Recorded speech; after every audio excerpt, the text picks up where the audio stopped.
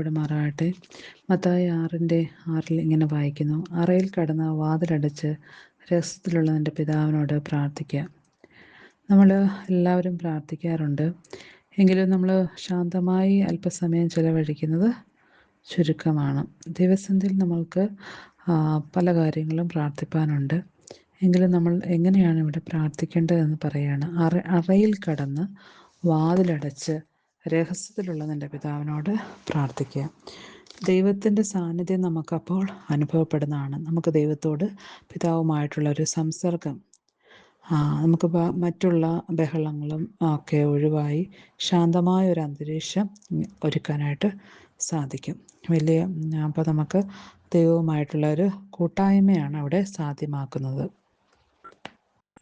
നമ്മൾ രാവിലെ പ്രാർത്ഥിക്കുന്നവരാണ്, ഉച്ചയ്ക്ക് പ്രാർത്ഥിക്കുന്നവരാണ്, വൈകിട്ടും പ്രാർത്ഥിക്കുന്നവരാണ്.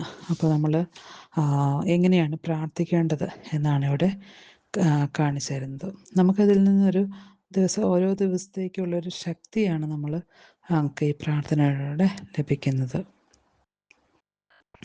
നമുക്കപ്പോൾ ദൈവത്തിന് നമ്മുടെ ഹൃദയം പകരുവാനായിട്ട് സാധിക്കും. പ്രാർത്ഥനയിലൂടെ നമുക്ക് മറ്റാരോടും പറയാൻ വയ്യാത്ത കാര്യങ്ങൾ, നമുക്ക് ദൈവത്തോട് മാത്രം സംസാരിക്കാൻ പറ്റുന്ന കാര്യങ്ങൾ നമ്മുടെ ജീവിതത്തിൽ, എല്ലാവരുടെയും ജീവിതത്തിലുണ്ടാകാം.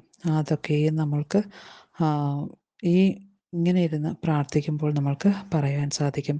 അതിലൂടെ നമുക്ക് പ്രത്യേകമായ ഒരു ശക്തി ലഭിക്കുന്നു. നമ്മളിലൊരു പുതിയ ജീവൻ നമ്മളിൽ ഉണ്ടാകുന്നു. അങ്ങനെ നമുക്ക് ദൈവത്തോട് കൂടുതൽ അടുക്കുവാനായിട്ട് സാധിക്കുന്നു.